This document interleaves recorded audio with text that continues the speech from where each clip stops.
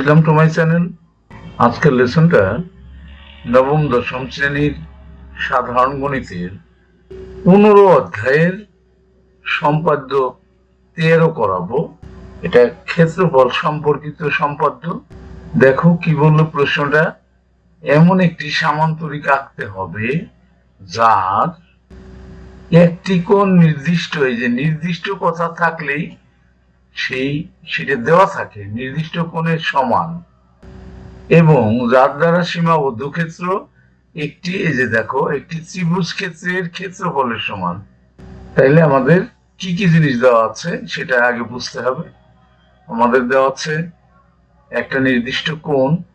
এই কোণটা কিন্তু তোমাকে, যেমন এই যে এই চিত্র এখানে আঁকা আছে, এই কোণটা কিন্তু এক্স কোণটা এটা দেওয়া আছে। এই এক্স কোণটাতে দেওয়া আছে, এটাকে কিন্তু তোমাকে কখনো কখনো বলে দিতে পারে যে এক্স কোণটা 60 ডিগ্রি। তখন তোমাকে মাপ নিয়ে 60 ডিগ্রি কোণ এঁকে তারপরে তোমাকে চিত্র রাখতে হবে। আর এই ত্রিভুজটা যেটা, সেটা বলে দিতে পারে যে ত্রিভুজের বাহুর দৈর্ঘ্য গুলো দিয়ে দিতে পারে যে এ বি ইকুয়াল টু এত centimetre, B C equal to এত centimetre, A C equal to এত সেন্টিমিটার।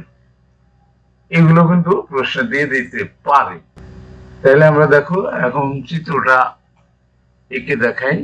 স্কেলটা নিলাম, প্রথমে আমরা এই পাশে আমরা কোণটা নিয়ে রাখি, যে কোণটা আমাদের একটা কোণ দেওয়া ছিল সেটা।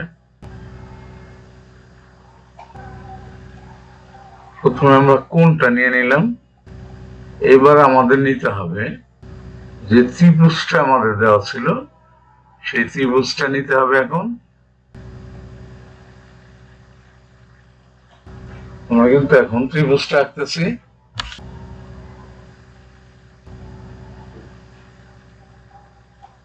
ত্রিভুজটা আঁকা হয়ে গেল আমাদের।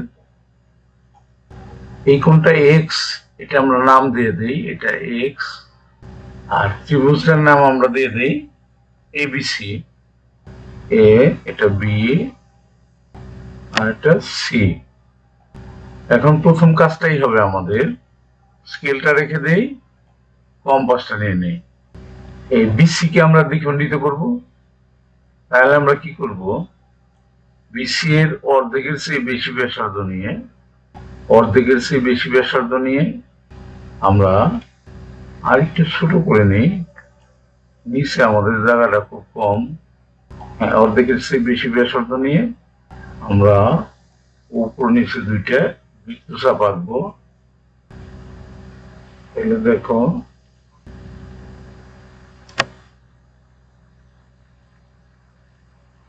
আবার নিচেও আঁকবো বৃত্তচাপটা, আঁকলাম।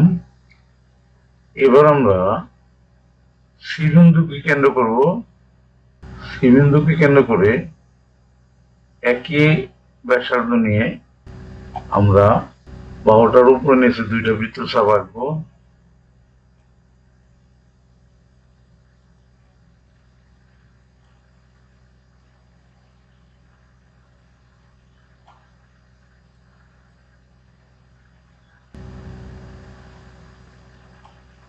এখন আমরা কম্পাসটা রেখে দিলাম। এখন আমরা স্কেলটা ধরবো। স্কেলটা ধরে আমরা স্কেলটা সোজা করি,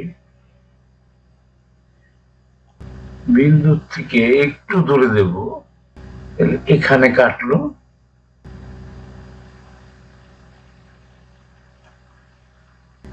এখানে কাটলো, স্কেলটা রেখে দিলাম।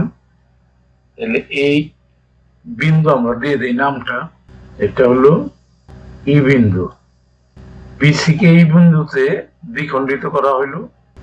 আমরা স্কেলটা আরেকবার নিয়ে একটু এখানে আমরা একটু বর্ধিত করে রাখবো। এই রেখাটাকে একটু আমরা বর্ধিত করে রাখলাম। শেষের সাইডটা অবশ্যই আমাদের রশ্মি আকারে দিতে হয়। এবার আমরা এই বিসি এর সমান্তরাল করে এই বিন্দু দিয়ে একটা সমান্তরাল সরলরেখা আঁকবো।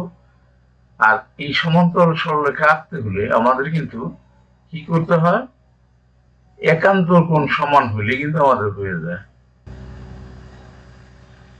এই কোণটার সমান আমরা এই বিন্দুতে একটা কোণ আঁকবো। তাইলে কিন্তু আমাদের আবার সমানটা দেখে আসি আমরা।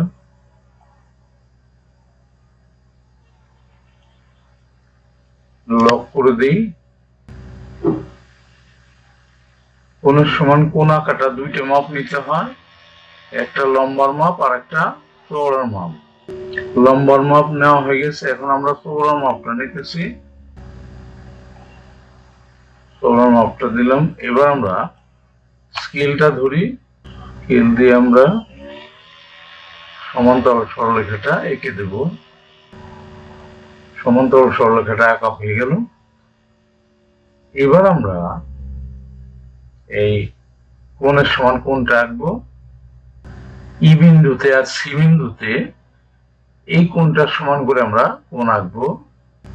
এখান থেকে একটা মাপ নেই আমরা কোণের, আরেকটু ছোট নেই।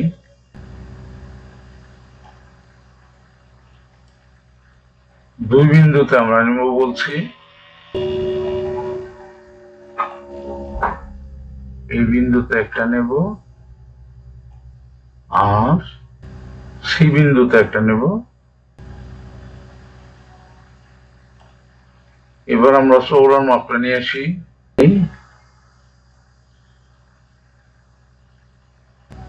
আমরা কেটে দিলাম।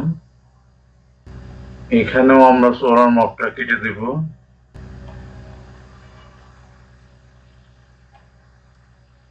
কাটলাম। এবার আমরা স্কেল নিয়ে দাগ দেব।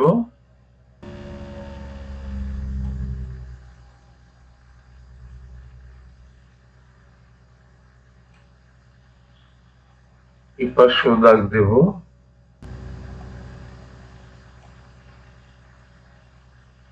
স্কেলটা রেখে দিই। দেখো এখানে একটা তীর চিহ্ন দিই আমরা, এখানেও দিই একটা তীর চিহ্ন। রশ্মি হলে সেটাকে তীর চিহ্ন দিতে হয়। এরা কোন কোন বিন্দুতে ছেদ করলো? এটা এফ বিন্দুতে, এটাকে আমরা এফ দিলাম, আর একটা জি বিন্দুতে ছেদ করলো। তাইলে একটা এফ একটা জি বিন্দুতে ছেদ করলো। এখন কিন্তু আমাদের চিত্রটা আঁকা হয়ে গেল। এই কোণটা কিন্তু এক্স, এই কোণটাও কিন্তু এক্স, এক্স এর সমান করে আমরা আঁকছি। বর্ণনা যখন তুমি লিখতে যাবে তখন কিভাবে লিখবে? দেওয়া আছে এক্স একটা নির্দিষ্ট কোণ এবং এবিসি একটা নির্দিষ্ট ত্রিভুজ। এটা সাধারণ নির্বাচনে দিতে পারো। এমন একটি সামান্তরিক আঁকতে হবে যা এই এক্স কোণের সমান কোণ এবং যার ক্ষেত্রফল ত্রিভুজ ক্ষেত্রের সমান। এটা তুমি সাধারণ নির্বাচনে লিখতে পারো। এরপরে আঁকাটা কিভাবে আঁকবো দেখো। প্রথমে তুমি লিখবা যে বিসি এর মধ্যবিন্দু ই অঙ্কন করি বা নির্ণয় করি, অথবা এভাবে বলতে পারো যে বিসি কে ই বিন্দুতে দ্বিখণ্ডিত করি, হয়ে গেল। এরপর এটা নিতে পারো, এ বিন্দু দিয়ে বিসি এর সমান্তরাল এজি অঙ্কন করি, এজি রশ্মি টানি বা এজি রশ্মি অঙ্কন করি। এই যেভাবে যে কাজটা প্রথমে করা হয়েছে সেই কাজটা প্রথমে বর্ণনা দিতে হবে, তারপরের কাজটা পরে বর্ণনা দিতে হবে। খুবই সহজ বর্ণনা দেওয়া। আমরা যখন সমান্তরাল সরলরেখা আঁকা হয়ে গেল, এরপরে কি করি আমরা? এবার আমরা এই যে কোণ এক্স এর সমান করে ই বিন্দুতে আর সি বিন্দুতে, ই এবং সি বিন্দুতে কোণ এক্স এর সমান করে যথাক্রমে কোণ সিই এফ এবং কোণ এটা দিতে পারি আমরা এইচ সি জি কোণ অঙ্কন করি। মনে করি ইএফ এবং সিজি রেখা এজি রেখাকে যথাক্রমে এফ এবং জি বিন্দুতে ছেদ করে। তাইলে সিই এফ জি ই উদ্দেশ্য সামান্তরিক অঙ্কিত হলো। এরপরে বর্ণনার সুবিধার্থে এখানে কিন্তু একটা